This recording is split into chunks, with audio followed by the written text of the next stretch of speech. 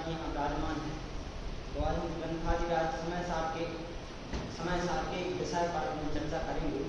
तो सबसे पहले ग्रंथादिराज समय सार एक अद्भुत रचना अशरीरी होने का मार्ग है।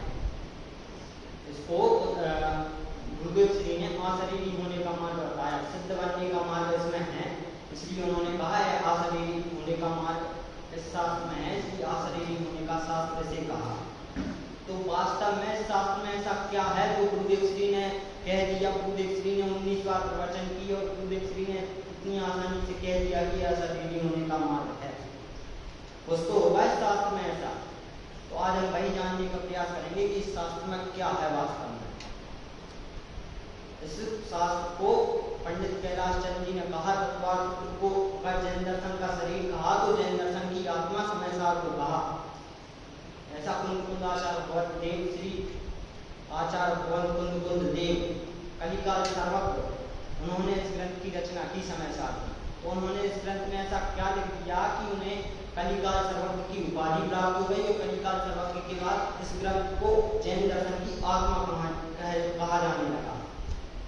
तो उन्होंने इस शास्त्र में सिर्फ इतना लिखा कि इस शास्त्र में मोक्ष का मार्ग बताया। उन्होंने 5वीं गाथा में खुद बताया कि मैं इस शास्त्र में क्या लिख रहा हूँ। 5वीं गाथा में खुद कहा, 5वीं गाथा में जब वह 5वीं गाथा में संकल्प करते हैं शास्त्र लिखने का, शास्त्र लिखने की प्रतिज्ञा करते हैं, तब उन्होंने कहा कि मैं एकत्व वक्त आत्मा को निज वैभव से दिखाऊंगा। एकमात्र आचार्य हुए जिन्होंने खुद का ऐसा कहा कि मैंने जो अनुभव किया है मैं वो अनुभव आपको करवाऊंगा, एकत्व वक्त आत्मा को दिखाने का प्रयास करूंगा। एकत्व वक्त आत्मा इस शास्त्र में दिखाई उन्होंने कहा कि मैं एकत्व वक्त आत्मा को दिखाऊंगा। तो उन्होंने यह कहा तभी उन्होंने दिखाया भी एकत्व वक्त आत्मा को। उन्होंने दिखाना कि मैं अपने निज वैभव से एकत्व वक्त आत्मा को दिखाऊंगा। और उसके बाद क्या लिखा कि अगर ना दिखा पाऊं तो छल ग्रहण मत करना, अगर ना दिखे तो छल ग्रहण मत करना। तो यह तो हमने की प्रतिज्ञा। और उसके बाद अगली ही 6ठी गाथा में उस एकत्व वक्त आत्मा को दिखा दिया। हो गया ग्रंथ पूरा 6ठी गाथा तक समय सार को देखा जाए तो 6ठी गाथा में उन्होंने प्रमत्त अपमत्त एकत्व वक्त आत्मा को दिखा दिया। और थोड़ी सी अगर विस्तार रुचि वाले, थोड़े से मध्यम रुचि वाले जीवों के लिए 12वीं गाथा तक समय सार खत्म हो गया। 12वीं गाथा तक उस आत्मा को दिखा दिया। लेकिन फिर भी कहा ना, जो अगर ना देख पाए उनके लिए कुछ पूरा शास्त्र कहा, 16 गाथा 415 गाथा कहीं। तो अपन ने देख पाई या नहीं देख पाई है आत्मा, अगर हमने नहीं देख पाई तो है वह हमारे लिए पूरा शास्त्र समय सार। हम अगर आप एकत्व वक्त आत्मा देख लेते तो हम ज्ञानी हो जाते, लेकिन हमने एकत्व वक्त आत्मा को नहीं देखा, इसलिए हम मिथ्या दृष्टि हैं और अज्ञानी हैं। तो उसी गाथा को अपन लेंगे आज की, मैं अज्ञानी, यह जीव अज्ञानी कितने समय तक रहेगा। यह जीव अज्ञानी कब से है और कितने समय तक अज्ञानी रहेगा। 19वीं गाथा में आचार्य देव ने खुद बताया ये जीव अज्ञानी कब कितने समय तक रहेगा। खुद लिखा। 19वीं गाथा प्रारंभ करते हैं। 19वीं गाथा के बाद आचार्य अमृत चंद्र ने 19वीं गाथा के पहले उसकी उत्थानिका की। 19वीं गाथा की उत्थानिका में लिखा कि यह जीव आत्मा, यह आत्मा या यह जीव या मैं स्वयं कब तक अज्ञानी रहूंगा, कितने समय तक अज्ञानपना मेरे में रहेगा। आपत्तिबुद्ध मैं कब तक रहूंगा। आपत्तिबुद्ध मतलब अज्ञानी, आपत्तिबुद्ध मतलब मिथ्या दृष्टि। तो उन्होंने खुद उस गाथा का प्रश्न बनाया है आचार्य अमृत चंद्र देव कि मैं आपत्तिबुद्ध कब तक रहूंगा। और इस गाथा को अगर अपन पढ़ेंगे तो अपन को यह भी पता चल जाएगा अपन अज्ञानी कब से हैं और कब तक रहेंगे। गाथा का पाठ करते हैं। कम्मनो कम्मन्ये यह मिद अकम्मं चरो कम्मनो कम्मं जाये साखल बुद्धि अपरिबुद्धो भवति भाव। हिंदी पद्य अनुवाद पढ़ते हैं। मैं कर्म है हमारे सभी मान्यता जब तक रहे ज्ञानी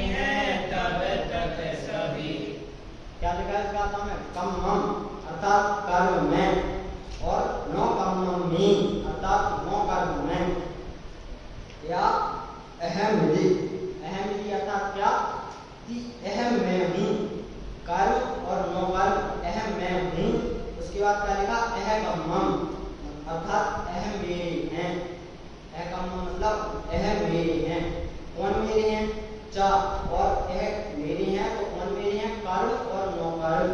कम्मम नौकम्मम जा ऐसा खलु बुद्धि, जिसकी जा मतलब जब तक, ऐसा मतलब ऐसी, खलु मतलब वास्तविकता में ऐसी बुद्धि जिस जीव की है, जब तक ऐसी बुद्धि इस जीव की है कि कर्म और नौकर्म में हूँ या कर्म या नौकर्म मेरे हैं, जब तक जीव की ऐसी बुद्धि है तब तक वह आपकी बुद्धि रहेगा। इस गाथा में आचार्य देव ने दो बुद्धियों की चर्चा की कि मैं कब तक अज्ञानी रहूंगा। आचार्य अमृतचंद आचार्य देव ने तो प्रश्न बनाया था ना कि कितने समय तक अज्ञानी रहेगा, तो उस प्रश्न के उत्तर में आचार्य ने समय नहीं बताया कितने समय तक, उन्होंने पुरुषार्थ प्रेरक उत्तर दिया कि कब तक रहेगा जी। अगर समय बताना होता तो बता देते 2 साल, 4 साल, 8 साल, 15 साल, 20 साल, लेकिन उन्होंने टाइम पीरियड नहीं बताया, क्योंकि वह कोई सर्वज्ञ नहीं थे जो उन्हें टाइम पीरियड पता होगा कि तुम लोग कब तक रहोगे।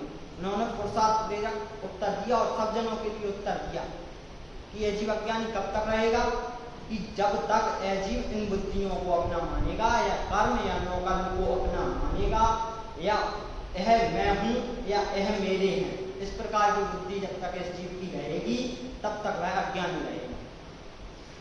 इसमें उन्होंने कोई भी टाइम नहीं बताया कि इतने काल तक, इतने समय तक, इतने सेकंड तक। अगर आप इन दो बुद्धियों को छोड़ दो, कर्म और नौकर्म को अपना मानना छोड़ दो, तो आप अभी ज्ञानी हैं, अभी सम्यक दृष्टि हैं और अभी आप अनंत सुख का उपभोग कर सकते हैं, क्योंकि आत्मा अनंत सुखी है। तो अभी हम अनंत सुख का उपभोग कर सकते हैं, लेकिन क्यों नहीं कर पा रहे? क्योंकि अभी हमारे पास दो मान्यताएं हैं, दो बुद्धियां हैं। हम कर्म को अपना मान रहे हैं, नौकर्म को अपना मान रहे हैं। कर्म अर्थात द्रव्य ज्ञान आदि द्रव्य कर्म और राग देश आदि मोह कर्म, और नौकर्म मतलब शरीर आदि नौकर्म। इनको जब तक ऐसी बुद्धि रहेगी इसमें क्या यह मैं हूं और यह मेरे हैं। यह मैं हूं मतलब क्या? पर द्रव्य में एकत्व बुद्धि, और यह मेरे हैं अर्थात क्या? पर द्रव्य में ममत्व बुद्धि। यहाँ दो बुद्धि की चर्चा की, और इसी समय साल में 75वीं गाथा जब कर्ता कर्म की 75वीं गाथा की तो वहां दो बुद्धि और चर्चा की। 75वीं गाथा में जब चर्चा आई कि यह जीव ज्ञानी कब होगा, जब यह बताया कि यह जीव ज्ञानी कब होगा, तब उन्होंने दो बुद्धि की और चर्चा की, कर्ता बुद्धि और भोक्ता बुद्धि। जब कर्ता बुद्धि और भोक्ता बुद्धि को छोड़ देगा तब ज्ञानी हो जाएगा, तो तब से वह ज्ञानी कहलाने लगेगा। तो इनमें दो बुद्धि की चर्चा की। अस्थि नास्ति से बात करें तो दो बुद्धि, नास्ति से बात करें तो दो बुद्धि, और अस्थि से बात करें तो दो बुद्धि। अस्थि से जब कर्ता और भोक्ता बुद्धि को छोड़ देगा, और नास्ति से जब अज्ञानी कब नहीं रहेगा, कब ज्ञानी हो जाएगा, तो जब ममत्व बुद्धि और एकत्व बुद्धि को छोड़ देगा तब अज्ञानी नहीं रहेगा, मतलब अज्ञान छूट जाएगा। तो यहाँ चार बुद्धियों की चर्चा आई पूरी, ज्ञानी और अज्ञानी के संदर्भ में चार बुद्धियां हैं हमारी। और हम लगाते हैं यह बुद्धि हमारी है या नहीं। अगर अपन बाइबल में, पूरे बाइबल में ले लो आप, तो बाइबल में अपन किसी से अगर पूछने जाएं कि तुम कौन हो, तो वह कभी भी नहीं बताएगा कि मैं कर्म हूँ। कोई भी आपसे कहते हुए नहीं मिलेगा कि मैं कर्म हूँ या नौकर्म हूँ। कभी आपसे अगर आप हर एक व्यक्ति से पूछ लो तो कौन है, तो कर्म या नौकर्म कहते नहीं मिलेगा, लेकिन मानेगा वह यही कि मैं कर्म हूँ और नौकर्म हूँ, द्रव्य कर्म हूँ, भाव कर्म हूँ, नौकर्म हूँ। मान्यता उसकी ऐसी रहेगी। तो कहना नहीं पलटना, अपन कह जो रहे हैं वह सही कह रहा है, लेकिन अपनी मान्यता को पलटना है, अपनी श्रद्धा को पलटना है, श्रद्धा को सुधारना है। तो श्रद्धा कैसे सुधरेगी? जब हम मानना छोड़ देंगे। क्या मानना छोड़ देंगे? एकत्व बुद्धि को मानना छोड़ देंगे, एकत्व पर में एकत्व बुद्धि नहीं करेंगे, पर में ममत्व बुद्धि नहीं करेंगे, पर में कर्ता बुद्धि नहीं करेंगे, पर में भोक्तृत्व बुद्धि नहीं करेंगे, तब यह अपने आप हो जाएगा कि तब अपने आप हम सम्यक दृष्टि हो जाएंगे, तब हमें हमारा ज्ञान अपने आप दूर हो जाएगा। इस समय की बात नहीं है यहाँ। जब आप अगर अगले समय चार बुद्धियों को छोड़ दो, तो आप अगले समय, एक समय बाद ही आप सुखी हो जाएंगे, आप अनंत ज्ञानी हो जाएंगे। इस गाथा में ए लिखा है। तो अपन क्रम से एक एक बुद्धि की चर्चा करते हैं। सबसे पहले एकत्व बुद्धि, मतलब पर यह मैं हूं, पर मैं अपनापन मानना, यह मैं हूं इस प्रकार मानना। तो तो यह शरीर है, शरीर तो पर है ना, शरीर थोड़ी आत्मा है, लेकिन अपन मान क्या रहे हैं, शरीर को आत्मा मानना। यह है शरीर में एकत्व बुद्धि, शरीर को ही आत्मा मान लेना, पर पदार्थ को आत्मा मान लेना। अगर आपको शरीर में दुख हुआ तो यह मान लेते हैं, पर अपन दुख, मुझे दुख हुआ, शरीर खत्म हुआ तो मैं खत्म हो गया, लेकिन आत्मा अजर अमर है, आत्मा खत्म नहीं होता। यह मानना गलत है हमारा कि मैं खत्म हो गया, शरीर को लग गई तो दुख मुझे हुआ। जब आप शरीर को मानना छोड़ देंगे आत्मा, तो आपको दुख नहीं होगा। लेकिन आपकी मान्यता है ना कि शरीर को मैं अपना मान रहा हूं, शरीर में अपनी एकत्व बुद्धि आपने स्थापित की ना कि यह शरीर है, इसको लग गई तो मुझे लग गई, यह शरीर को कुछ हुआ, मैं बीमार पड़ गया तो मैं बीमार पड़ा, शरीर बीमार नहीं पड़ा। ये पुद्गल को अपना माने हैं, इसलिए मिथ्या है। जिस दिन हम इस पुद्गल को अपना मानना छोड़ दें, उस दिन हमारा मिथ्या तुरंत दूर हो जाए। लेकिन हमें छोड़ नहीं रहे ना, पर को अपना मान रहे हैं, इसलिए पर में एकत्व बुद्धि करना है। शरीर को अपना माना, उसमें अपनी एकत्व बुद्धि हुई, शरीर में अपने आप की स्थापना करना, पर यह मैं हूं, पर को अपना मानना, कर्म और नौकर्म को अपना, मतलब कर्म और नौकर्म में मैं हूं, ऐसी बुद्धि, यह एकत्व बुद्धि। और जब ये एकत्व बुद्धि छूट जाएगी, जब मैं एकत्व बुद्धि को छोड़ दूंगा, या जब मेरी ये एकत्व बुद्धि खत्म होगी, तब मैं ज्ञानी हो जाऊंगा। क्योंकि गाथा में आचार्य भगवत कुंद कुंद देव ने लिखा है, ये तो ही एकत्व बुद्धि। अब ममत्व बुद्धि, ममत्व मतलब पर को अपना मानना, पर के प्रति ममत्व भाव रखना, पर के प्रति ममत्व भाव रखना, यह है ममत्व बुद्धि। ये चैनल मोबाइल रखा है, किसका मोबाइल? ये मान रहे हो ना तुम, यही तुम्हारी गलती है। जब तक ये नहीं मानोगे, जिस दिन ये मान्यता छूट जाएगी, तब तक आप खुशी हो जाएंगे। अब आपने माना है मेरा मोबाइल है, आपने माना ना मेरा मोबाइल है, तो जब मोबाइल खराब हुआ तो दुख आपको होगा, क्योंकि आपकी मान्यता है, आपका ममत्व है उस मोबाइल के प्रति। अब मोबाइल बिगड़ा, टूटा, या मोबाइल आपने जमा कर दिया आपका, तो आपको दुख होगा। और जिस दिन से आपने यह मानना छोड़ दिया कि यह मोबाइल मेरा नहीं है, उस दिन से आप सुखी हो, उस दिन से आपका ज्ञान दूर हो गया। पर के प्रति पर को अपना मानना एक अज्ञान है, इसको अज्ञान कहा आचार्य ने। एक पेन रखे हैं आप, ये पेन किसका है? अब पेन की रिफिल खत्म हो गई, या पेन टूट गया, या पेन किसी ने चुरा लिया, या आपसे गुम गया, तो दुख किसको होगा? यही आपकी मिथ्या बुद्धि है कि पर को, वह पुद्गल का है, वह आत्मा का हो नहीं सकता, तीन काल में नहीं हो सकता, ना वह अनादि से है, ना अनादि काल तक होगा आपका। लेकिन आपने माना ना कि यह मोबाइल मेरा है, ये आपकी कर्ता बुद्धि, ये ममत्व बुद्धि, पर को अपना माना। मेरी मम्मी, मेरे पापा, मेरा भाई, भले ही व्यवहार में कहे जाएंगे वह आपके मम्मी पापा, लेकिन परमार्थ से उन्हें मम्मी पापा मत मान लेना, क्योंकि अनादि काल से अनंत जन्म ले चुके हैं, अनंत मम्मी पापा को अपन छोड़कर आ चुके हैं, अनंत काल, अनंतों भव के मम्मी पापा को अपन छोड़कर आ चुके हैं। तो इस भाव में अकेले वे आपके मम्मी पापा हैं, तो उनको परमार्थ मम्मी पापा मत मान लेना कि वह मेरे परमार्थ से मम्मी पापा हैं, वह उनमें ममत्व बुद्धि मत करना। और उस दिन, जिस दिन वह ममत्व बुद्धि छूटेगी, उस दिन हो जाएगी हमको सम्यक दर्शन की प्राप्ति हो जाएंगे, हम अतीन्द्रिय सुख का अनुभव इसी यहीं बैठे बैठे कर लेंगे। मानते हैं ना अपन, छड़ाला में तक लगा, पुद्गल नव धर्म अधर्म काले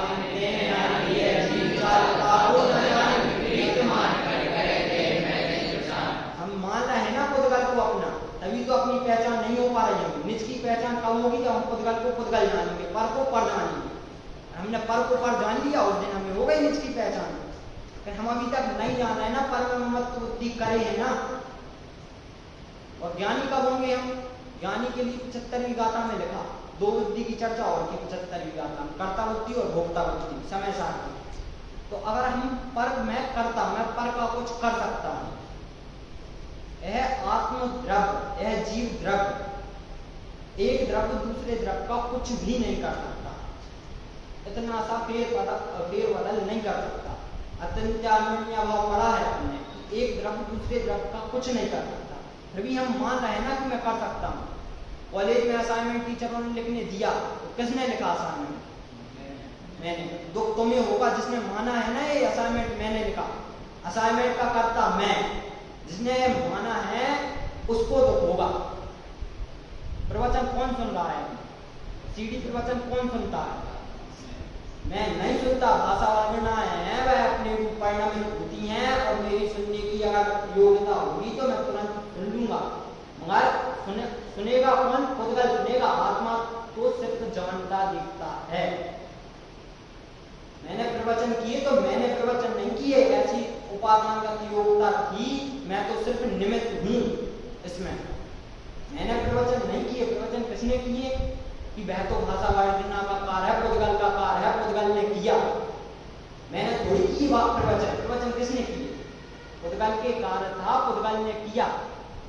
भाषा वर्णना रूप परिणामित होना था तो हुए, सिर्फ मैं उसमें क्या बना? निमित्त अकेला बना हूं। मैं सिर्फ निमित्त हूं, मैं कुछ और नहीं। इस प्रकार की जब मान्यता रहेगी, इस प्रकार का जब मैं मानूंगा तो मैं सुखी हो सकता हूं। इस पंचम काल में भी अतीन्द्रियानंद का उपभोग किया जा सकता है, अतीन्द्रियानंद को भोगा जा सकता है। लेकिन जब ये चार बुद्धियां छूटे तब, अगर हम चार बुद्धि को छोड़ दें तो अभी हमारी मिथ्या मान्यता छूट जाए, मिथ्या छूट जाए तो अभी हमें सम्यक दर्शन की प्राप्ति हो जाए।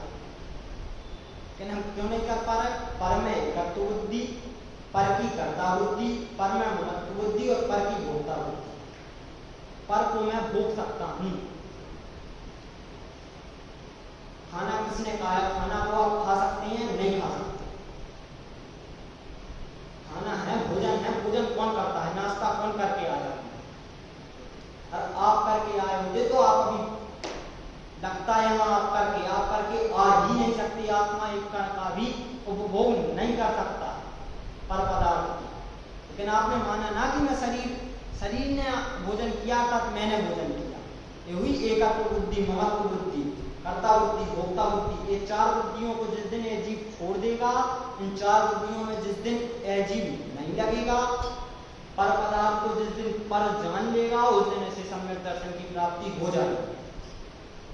भावार्थ में एक उदाहरण लिखा, बहुत अच्छा उदाहरण लिखा आचार्य अमृत चंद्र देव ने सोने पर सुहागे वाला काम किया। अगर आचार्य कुंद देव ने हमें समय सार की गाथाएं लिखकर दी तो गाथाओं पर टीका आचार्य अमृत चंद्र देव ने लिखी, और वह टीका ऐसी है, और वह टीका ना होती तो आज हम जितना रहस्य समय सार का समझ पा रहे हैं उतना रहस्य ना जान पाते। तो आचार्य भगवंत अमृत चंद्र देव जब हमें वह दे गए हैं टीका है, तो उस टीका में उन्होंने एक उदाहरण लिखा। क्या उदाहरण लिखा? कि यह दर्पण है, दर्पण में अगर अग्नि झलकी, दर्पण में अग्नि झलकी तो अगर क्या दर्पण उष्ण हुआ? क्या दर्पण गर्म हुआ? गर्म होना क्या उष्णता दर्पण में आई? नहीं आई ना। दर्पण में अकेला प्रतिबिंब झलका ना उसका। उसी प्रकार एक ज्ञान है, ज्ञान में प्रतिबिंब झलक रहे हैं, ज्ञान में कुछ कर नहीं सकता उसका। ज्ञान में सिर्फ झलक रहे हैं, ज्ञान में के आ रहे हैं सिर्फ। ज्ञान में ये जानने में आ रहा है, ये नहीं आ रहा है, ये जानने में आ रहा है। ज्ञान है उसमें सिर्फ ज्ञान जानने में आ रहे हैं, उनमें महत्व बुद्धि, कर्ता बुद्धि, भोक्ता बुद्धि करने की जरूरत नहीं है। हम कर रहे हैं, ये हमारी गलती है। हम पर को अपना मान रहे हैं, पर मैं पर हूं ऐसा मान रहे हैं, ये हमारी भूल है। और एक भूल जब तक रहेगी जब तक हम अप्रतिबुद्ध रहेंगे। अप्रतिबुद्ध मतलब अज्ञानी रहेंगे, मिथ्या दृष्टि रहेगी। तो अपन आचार्य अमृतचंद्र देव ने प्रश्न पूछा था ना आचार्य कुंद भगवान से, भले ही 1000 साल बाद हुए आचार्य अमृतचंद्र देव, लेकिन उन्होंने पूछा ना कि प्रश्न बनाया ना उनने, अब तक कितने समय तक यह जीव अज्ञानी रहेगा? तो आचार्य देव ने उत्तर दिया उसका, चार बुद्धियां जब तक, दो बुद्धियां महत्व बुद्धि और एकत्व बुद्धि जब तक इस जीव के पास हैं, जब तक यह मानेगा कि मैं हूं या यह मेरे हैं, कर्म नौकर्म, द्रव्य कर्म, भाव कर्म और शरीर आदि नौकर्म को जब तक यह मानेगा कि यह मैं हूं और यह मेरे हैं, इस प्रकार यह जानेगा तब यह मानेगा तब तक यह मानता रहेगा कि जब तक यह मानेगा कि शरीर में हूँ, तब तक यह ज्ञानी नहीं हो सकता, तब तक यह सम्यक दृष्टि नहीं हो सकता, तब तक यह अनंत आनंद का उपभोग नहीं कर सकता। जिस दिन में यह छूट जाए कि कर्ता बुद्धि क्या है, भोक्ता बुद्धि क्या है, ममत्व बुद्धि क्या है, जब तक यह बुद्धि छूटेगी, जिस समय यह बुद्धि छूट गई उस समय यह ज्ञानी हो जाए। अच्छा, भगवान देव ने लिखा ना कि यह सब जानने में आएंगे, पर पदार्थ सब जानने में आएंगे, क्योंकि आत्मा का स्वभाव है सिर्फ जानना, उसमें कुछ करना नहीं। लेकिन हम मान करके बैठे हैं मुझे कुछ करना है, मैं पर का कुछ कर सकता हूँ, ये मान्यता है ना हमारी, मैं पर का कुछ कर सकता हूँ। ये दुख का कारण है, मूल दुख का कारण है मान्यता। मोबाइल का भोग किया तो किसने किया? मोबाइल कौन चलाता है? मैं चलाता हूं। ये अगर मानना है तो ये है दुख का कारण। वास्तव में अज्ञान ये है, मान्यता अज्ञान है, क्योंकि अनंत ज्ञान आत्मा में है। ज्ञान को प्रकट नहीं करना हमें करना क्या है? इस जो अपन ये मान रहे हैं, हमारी जो मान्यता है पड़ी है, इसको अगर हम जिस दिन छोड़ दें, अगर हमारी ये मान्यता जब छूट जाए तो हम तुरंत ज्ञान हो जाए। हमने माना ना एकत्व बुद्धि, ममत्व बुद्धि, हम मान रहे हैं ना पर को एक अपना, यह ममत्व बुद्धि पर को अपना मानना। एक कॉपी डायरी आप रखें, किसकी डायरी? खुदगल की डायरी है, पर ये मेरी डायरी नहीं है, पर पदार्थ की डायरी है। व्यवहार से कहने में ऐसा ही आएगा ये मेरी डायरी है, हम कहेंगे भी यही, क्योंकि ज्ञानी कोई अलग नहीं होता। ज्ञानी अलग से वह हाथ पर हाथ रखकर ध्यान करने नहीं बैठता, वह भी ये सब व्यवहार में कहता है कि मेरी मम्मी, मेरे पापा, मेरी डायरी, मेरा मोबाइल, और इनका उपभोग भी करता है, लेकिन सिर्फ अपनी मान्यता को बदलता है, सिर्फ अपनी मान्यता को छोड़ता है कि यह मैं नहीं हूं, मैं इनसे कुछ अलग तत्व हूं, मैं इनसे अलग द्रव्य हूं, मेरी वस्तु अलग है, मैं एक अलग वस्तु हूं। और मैं इसी समय मान लूं तो मैं भी ज्ञानी हूं। अभी सम्यक दर्शन प्राप्त हो जाए, लेकिन ये चार बुद्धि छूटे तो, पर को अपना मानना छूटे तो आप बोल देंगे मैंने पर को छोड़ दिया, लेकिन आपकी मान्यता नहीं छूटेगी। मैं आपसे अगर फिर से पूछूं, मैंने इतनी देर से उदाहरण दे रहा हूं, तो अगर मैं आपसे फिर से पूछूं ये मोबाइल किसका है, तो आप बोलेंगे मेरा नहीं है, लेकिन मान्यता नहीं छूटेगी आपकी, ये मेरा नहीं है। मानेंगे आप अपने आप मोबाइल को अपना ही, और जब तक ये अपना मानते रहेंगे तब तक हम अज्ञानी रहेंगे। जिस दिन हमें अज्ञान छोड़ देंगे, जिस दिन हमें सोच लेंगे कि यह मोबाइल मेरा नहीं है और मेरा हो सकता नहीं है, उस दिन हम ज्ञानी हो जाएंगे। क्योंकि आचार्य भगवान जी ने खुद कहा कर्म और नौकर्म को मेरे हैं और मैं इनका हूं। जिस दिन, जिस समय, जिस क्षण यह बुद्धि छूट जाएगी, उसी क्षण, अगले क्षण से वह ज्ञानी है। तो हमें छोड़ने का प्रयास करना है सिर्फ, क्योंकि हम आज तक ज्ञानी क्यों नहीं हुए? क्योंकि हमने 10 बार सुनी होगी ये समय सार की 19वीं गाथा, 10 बार पढ़ी होगी, सबने सुन ली होगी, लेकिन क्यों नहीं हुए? क्योंकि हमने बुद्धि पूर्वक छोड़ने का प्रयास नहीं किया। बुद्धि पूर्वक अगर छोड़ने का प्रयास कर लेते, बुद्धि पूर्वक छोड़ने का प्रयास नहीं किया, अगर हम बस कह भी देते हैं, सब कहेंगे कि ये पर है, लेकिन कभी पर को पर जानने का, पर को पर मानने का बुद्धि पूर्वक प्रयास नहीं करेंगे। जिस दिन हमें बुद्धि पूर्वक प्रयास करें कि यह पर है, पर वस्तु पर है, मैं नहीं हूं, मैं तो एक अतीन्द्रियानंद जानने देखने वाला अकेला द्रव्य हूं, पर का मैं कुछ कर नहीं सकता, क्योंकि आत्मा का स्वभाव करना नहीं है कुछ। आत्मा का स्वभाव है सिर्फ मात्र देखना, सिर्फ मात्र जानना।